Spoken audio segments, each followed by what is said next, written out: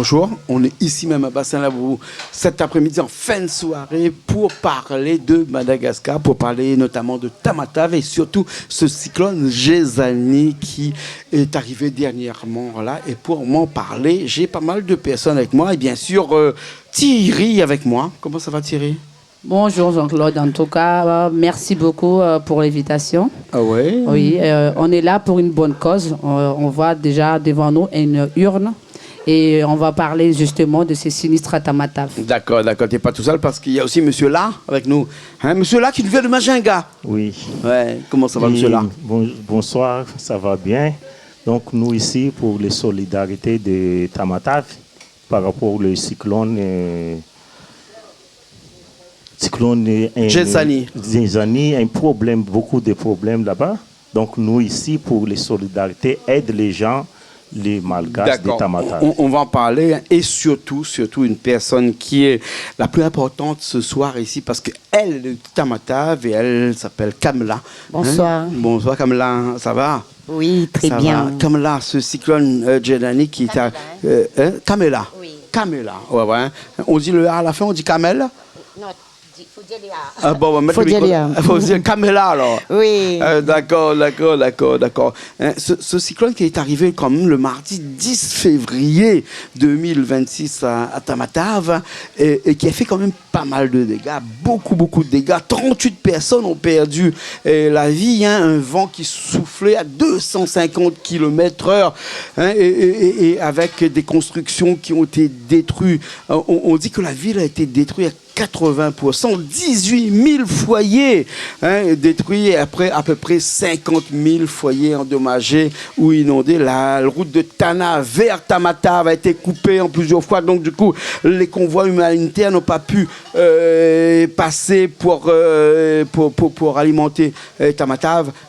Toi, tu étais ici à La Réunion? Oui, effectivement, j'étais à La Réunion ici. Ça me fait vraiment la peine de voir le Betim-Sark vivre comme ça. Les Betim-Sara, c'est la population qui habite à Tamatave. Hein? Exactement. Donc là, tout le monde, il n'y a plus de l'eau, électricité coupée et même il n'y a plus de toit. Donc c'est pour cela qu'on vient ici, tous les Malgaches de La Réunion. D'ailleurs, il y a aussi des Réunionnais hein, qui ont participé pour donner à la population malgache Betim-Sark là-bas. Et je remercie déjà tout le monde qui a déjà participé, mais j'appelle encore des gens qui n'ont pas encore participé pour nous aider. Bien sûr, le président Michael Randrianira, j'arrive jamais à lui dire son nom en entier comme ça, a demandé la solidarité internationale. Et puis après, il y a beaucoup de pays qui ont répondu présent, notamment les États-Unis avec un don de 5 millions de dollars qui est arrivé à Tamatave. Et la France a annoncé aussi l'aide de l'envoi par le fret alimentaire hein, des sauveteurs, des pompiers qui sont arrivés depuis La Réunion aussi. Hein, et tout ça pour Tamatave. Thierry, Tamatave, toi aussi, là, hein, tu es solidaire aussi à Tamatave. Oui, je suis solidaire avec Tamatave, mais dans tous les Madagascar, même ici à La Réunion, au soir, métropole, partout, on est des humains, on est solidaires avec tous les humains. Voilà, on se dit plutôt à Tamatave, puisque là, mais là, c'est Tamatave aujourd'hui, hein. là, c'est Tamatave, parce que vu que, comme on dit tout à l'heure, c'est 80%, c'est détruit carrément. Ben, du coup, nous, tout le monde s'est concentré vers Tamatave pour aider le peuple Tamatave. Et beaucoup de personnes ont... Il y a des gens qui ont perdu la vie, et puis surtout, la ville est détruite à 80%. Hein? On parle de 38 personnes, mais il y a peut-être un peu plus, là, actuellement, où on parle, là. Il y a des vents qui ont soufflé, il paraît, à 250 km/h. C'est énorme. C'est-à-dire que quand on sait qu'à Tamatave, les constructions sont précaires, c'est des constructions qui sont faites de briques de braque, surtout hein, pour la population qui sont un petit peu désavantagés. Hein, et ils n'ont plus de toit. Oui, c'est ce qu'on voit, ils n'ont plus du tout, ils dorment dehors, il y a encore la pluie, la plupart des gens, ils dorment dehors, c'est vraiment, ça fait mal de voir ça. Ouais, moi j'ai eu des images avec nos correspondants qui sont à Tamatave, ils vont chercher des petits bouts de bois, des petits bouts de tôle pour reconstruire une habitation un peu précaire pour rester dessous, et surtout, c'est pas ça le plus gros problème qui se passe à Tamatave aujourd'hui, mais c'est vraiment toute cette eau qu'il y a là-bas qui est stagnante, et avec les moustiques, avec tout ça, c'est quand même assez dangereux parce que là, il y a une épidémie qui pourrait éventuellement arriver là, et si ce n'est pas déjà arrivé. Ben non, ben on sait très bien à ces moments. Hein. Il y a le variole de singe qui est à Madagascar. Il est un petit peu plus loin, la variole de singe. Il n'est pas encore arrivé à Tamatave. Mais pas encore arrivé, mais on ne sait jamais. Du côté de Majinga, du côté de là. Hein, voilà. Oui, côté de là-bas. Mais... Excuse-moi. Mais pas que ça. Après, tu vois, avec le dégât des cyclones comme ça peut arriver aussi le peste. Hein, vu qu'il y a... Alors, je vais pas aller avec là parce que là on parle beaucoup de variole de singe actuellement, mais bon, il n'y a pas énormément de contaminés et tout le monde fait une polémique sur la variole de singe. Est-ce qu'on peut dire qu'il ne faut pas aller à Madagascar à cause de la variole de singe? Non, c'est vrai ça, mais comme l'État a déclaré ça, je suis à Majinga l'époque du mois de janvier. Donc l'État déclare. Il y a eu 26 cas seulement à l'État déclare ça le 12 janvier. Oui. Donc je suis à Majinga. Oui. Mais possible, l'État déclare possible les maladies est là. Mais comme moi là, je vis là-bas pendant 1 mois et demi. Tu n'as pas la variole de singe, attends. Non, ça va. Mais on en a fait une polémique. Aujourd'hui, moi qui habite 1 mois sur 2 à Madagascar, les gens me disent j'amène ma mère le mois prochain à Madagascar. Ma mère me dit il ne vient pas à Madagascar parce qu'il y a la variole de singe. Je dis maman, arrête d'écouter un petit peu tous ces médias qui parlent de la variole de singe comme si c'était une épidémie mondiale. Non, à Madagascar, il y a quand même une épidémie, la variole de singe, mais elle se limite à des endroits bien particuliers. Et puis après, la variole de singe, je fais de mettre un vaccin ici avant de partir. 2 vaccins, il faut 4 semaines avant un deuxième. Éventuellement, pour si on est des personnes à risque, des personnes fragiles, nous on est là-bas tous les jours, on n'a pas la variole de singe. Et puis quand même bien, ça tue pas. Ils vont me dire, hein, les trucs de santé, là, ouais, M. Kouanet, il ne faut pas dire ça à la télé. Mais oui, mais quand même ça, entre-temps, Madagascar est quand même désavantagé parce que le touriste ne vient pas à Madagascar parce qu'on parle tous les jours de la variole de singe là-bas. C'est ça. Quand on est sur place, comme nous on est sur place tous les jours, on ne voit pas la variole de singe là-bas. Oui, comme moi là, donc je n'ai pas vu les gens comme je suis resté là-bas pendant 1 mois et demi, pendant le mois de janvier. Donc j'ai retourné le 28 janvier. Mais il n'a pas eu. Moi aussi, je suis resté 1 mois là-bas, tout le mois de janvier. Et tu n'as pas eu? Non, même pas, j'ai pas eu, mais j'ai pas vu aucun cas. Oui, c'est ça, comme moi là. Ouais. Comme moi, j'ai resté 1 mois et demi, donc jusqu'à je quitte Majinga le 28 janvier. Je pense que c'est une imagination alors. Non, ça c'est l'État déclaré. Ça ne rentre pas dans les polémiques. L'État a déclaré qu'il y avait la variole de singe, exactement comme... et là, c'était normal que l'État déclare à Tamatave, le gouvernement, hein, donc le président Michael Randrianirina, a déclaré que... Elle est arrivée maintenant. Je vais arriver à la fin pour dire son. Le gouvernement a déclaré que l'état de catastrophe nationale pour Tamatave, national. Ça veut dire que tout Madagascar est déclaré catastrophe naturelle. Hein, alors que Madagascar est grand. Hein, donc, donc si on envoie des dons pour la solidarité, pour les sinistres de Tamatave, c'est peut-être que ces dons-là, ils vont aller arriver à Tana aussi, peut-être, non? Non, ça, direct là-bas. Non, parce que l'État... le gouvernement a déclaré l'état de catastrophe nationale. Oui, ça c'est façon de dire pour que les gens... tu vois, il y a direct... il y a ton ça. National, ça va être un truc grave partout, quoi. Mais nous, on sait, même vous, que tu sais très bien que c'est à Tamatave. Du coup, moi, je suis résident malgache et je reste en Tamatave. Exactement. J'ai une adresse à Tamatave. Ça va à Tamatave. Voilà, ça va à Tamatave. Vous mettre un petit peu de sous dans la poche. Merci beaucoup. Voilà la solidarité entre le malgache et le créole. Voilà. L'exemple vient d'ici. C'est ça. Je mets de l'argent dedans. T'es la petite fonte. Alors, il a mis. Merci pour Tamatave. On attend les autres aussi, parce qu'il a fait un bon geste, lui. Et vous, que vous regardez aussi. Donc, on attend tout le monde pour mettre un petit peu de sous pour la solidarité, pour les sinistres à Tamatave. Parce qu'il manque beaucoup de choses à Madagascar, à Tamatave. Il manque beaucoup de choses. Il manque surtout d'électricité à Tamatave. Parce qu'on peut dire ce qu'on veut, hein, les gens pourront peut-être trouver un petit peu à manger, mais l'électricité, c'est vital. Parce que le seul lien qu'ont les Tamataviens avec l'extérieur, c'est leur téléphone portable. Or, pour charger leur téléphone portable, À 20 il n'y a 000 pas d'électricité. Oui. À 20 Donc, 000 qu'est-ce qu'ils font? C'est-à-dire qu'aujourd'hui, il y a une économie qui s'est faite autour des petits villages, des petites villes, dans les rues. Il y a des groupes électrogènes. Hein, nous, on a envoyé des groupes électrogènes via des gens chez nous là-bas. Hein, et les gens viennent. Et puis, il y a beaucoup de chargeurs de téléphones portables. Oui, on a vu ça sur le réseau. Non, mais c'est vrai. Hein, Ouais, nous, on a envoyé des groupes électrogènes là-bas. Et aujourd'hui, les gens viennent charger leur téléphone portable via des groupes électrogènes pour pouvoir communiquer avec les parents qui sont ici à La Réunion, par exemple, avec toi, Kamala. Hein? Ah oui, c'est vrai que certaines personnes, ils tirent un petit peu profit dessus, font un petit business, mais d'autres, ils donnent gratuitement. 20 000 arias pour charger un téléphone, c'est cher. Hein? 4 euros.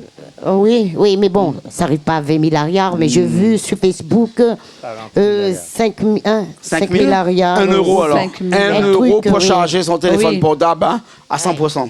À 100%. Et ils sont en train d'attendre sur tout le long de la route pour pouvoir charger leur téléphone parce que c'est le seul lien, comme je disais tout à l'heure, qui les lie avec la population extérieure, mais pas seulement la population qui est à La Réunion, en France ou ailleurs, mais aussi la population de Madagascar.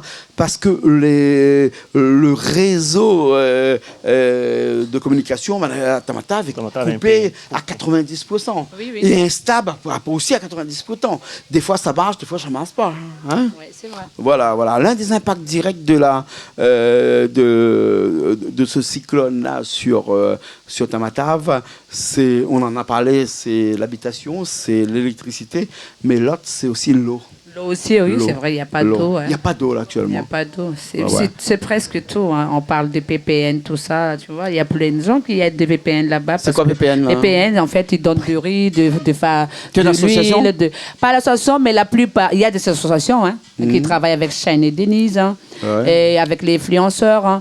Il y a d'autres associations aussi. Beaucoup, partout, il y a plein qui fait cagnotte Letchi, mais après, c'est qui parce fait... que quand les cagnottes Letchi arrivent là-bas, ils arrivent vraiment avec les personnes qui sont sinistrées. Mais c'est ça, parce que hier, avant-hier, on est parti marcher Forêt-Chaudron, et la plupart des gens nous insultaient avec ça. Ben, ça va pas arriver là-bas. Moi, je comprends. Oui, mais moi aussi, je pense que ça va après. Moi, j'ai mis 50 euros là, parce que ces 50 euros, ils vont arriver à Tamatave là-bas avec des gens qui en ont besoin. Ben, justement, parce que nous, en fait, c'est pas la première fois qu'on a fait ça. Il y avait les managers, on a fait. Il y avait les tuliards, on a fait. Et vous faites comment pour transférer les sous que vous allez recevoir dans cette tuyau-là à Tamatave là-bas pour que les personnes qui sont à Tamatave puissent en bénéficier directement? Oui, c'est ça. On a des personnes là-bas. Exemple, elle a son personne. Lui, il a son personne là-bas. Moi, j'ai de mon personne là-bas, quelqu'un qu'on a. Mais est-ce que les gens là-bas vont pas prendre et mettre dans leur poche? Non. Donner? On sait déjà comment il faut faire. Comme je dis, c'est pas la première fois. Ah oui, parce que l'argent manque, donc du coup, c'est facile. Hein? Parce que nous, exemple, mais quand même. Exemple, Jacques-Claude là. Exemple, là, 100 euros.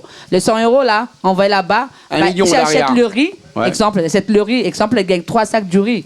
Mais ça, il y a des factures. On ne va pas voler les factures dedans. Il y a les photos, il y a les vidéos. Exemple, les 3 sacs du riz, exemple, à 20 personnes bénéficiées. Ben, combien de kilos de chaque? Ben, ça, on calcule tout ça. Et comme ça, c'est pour cela les gens ils continuent à t'aider. Donc, il y a tout est clair. Une traçabilité. Oui, il y a traçabilité. On montre les gens les factures. Si on envoie ça sur le Western Union, on montre voilà le totalité. Et demain, on va compter ça. Tu sais bien qu'une facture là-bas, c'est facile à faire. Ah ben je sais pas, mais le riz, on connaît les tarifs des sacs du riz. J'habite à Tamatave, je connais. Mais je connais le sac du riz, ça coûte combien aussi? 3 000 euros là, 3 000 arias le kilo là-bas, le sac de riz, ça coûte 120 000 arias, un sac de riz. Voilà. 120 000 arias, c'est 25 à 23 euros un sac de riz là-bas. Mais à toi de calculer après. Et avec 200 euros, on peut avoir 10 sacs de riz éventuellement si on négocie un petit peu. Et 10 sacs de riz, on nourrit énormément de personnes. On nourrit 100 personnes pendant une semaine. Hein. Ah ouais, c'est ça. Oui. Mais justement, c'est vrai qu'on ne peut pas donner à tous les Tamataves, mais on fait le maximum pour que tout le monde y gagne. Hein. En plus, la personne qu'on va choisir, quelqu'un de confiance. Il ne se connaît pas, par exemple. Hein, pour faire les actions. Oui, voilà. Pour les actions sur terrain. On ne choisit pas personne comme ça, mais on sait déjà, on parle déjà avec quelqu'un de confiance. Ce qu'il faut faire. Les gens sont sceptiques et donc, du coup, les gens veulent savoir que quand ils donnent, est-ce que cet argent-là vont aller directement à ces personnes-là? Les gens vont parler, tout le monde fait ça. Les gens vont parler. Mais nous, dans les solidarités, nous ne regardons pas les gens parler. Mais l'action, c'est là. Parce que ça, c'est une association qui fait tous les membres d'association. C'est là qui compte. Parce que ça, là, toutes les associations des Malgaches ouais, ici à La qui Réunion participent avec tous les Réunionnais, vivre ensemble. Comment on va voler ça? Donc, impossible. Pourquoi nous voler ça avec 50 €, 120 € pour faire quoi? Pour le malheur des autres, de notre compatriotes. Quoi? Donc, comme aujourd'hui, j'ai une message. Non, vous avez la famille là-bas, c'est pas vous, c'est la famille qui est là-bas. Vous envoyez à la famille là-bas. C'est même pas notre famille, hein. C'est pas notre famille. J'ai la gueule de bois. Enfin, non, pas la gueule de bois. Gueule de lièvre. Oui, mais bon, on sait très bien, On sait comment ça fonctionne, donc c'est pour ça que nous aussi, on sait comment pour éviter ça. Et donc, exactement. on se dit que lorsqu'on fait affaire avec des associations comme toi, par exemple, on est sûr, parce que vous êtes sur ici la télé Canal Austral, je me porte garant de cet argent-là qui va arriver directement, et non pas indirectement, mais vraiment directement vers les personnes qui sont les vrais sinistrés de Tamatave, pour acheter du riz, pour acheter de l'électricité, pour acheter de l'eau aussi, parce que les bidons d'eau coûte très cher aussi à Madagascar, à Tamatave actuellement. Ah oui, tout est cher, tout a augmenté. Il n'y a pas que ça, ne serait-ce qu'un petit peu de bread pour faire un petit peu d'anamalo, un amala à l'intérieur, son bouillon pour manger et mouiller son riz. Là aussi, il n'y en a pas. Il n'y en a pas. Il n'y en a pas. Il n'y en a pas du tout, c'est vraiment. Aujourd'hui, les sinistrés de Tamatave ne mangent que du riz. Ah oui. Que du riz. Heureusement, il y a du riz. Déjà, il fait venir, je ne sais pas où, parce que Tamatave, tout a augmenté. Hein? Oui, ouais. Et c'est à 4500 arrière le kilo de riz à Tamatave, là, maintenant. Là. 4500 le kilo. Vous avez vu ça? Presque 1 € le kilo à Tamatave. Ah oui, à monter carrément comme ça. Voilà, voilà. En tout cas, 100%. Un petit mot avant qu'on finisse. Oui. Moi, je voulais juste rajouter que si on ouvre la boîte, ce sera devant tout le monde. Donc, on va filmer aussi, on va compter et tout sera transparent. Et deuxièmement, il manque encore beaucoup de choses, surtout les toits, les matériaux de construction. Ouais. Donc, on demande encore aux gens d'être généreux, d'aider Tamatave, parce que c'est pas d'ici 1 mois, 2 mois pour construire ça, mais des années, parce que tout est détruit là-bas. Et il y a beaucoup des enfants, il y a beaucoup de femmes enceintes qui sont malades aussi.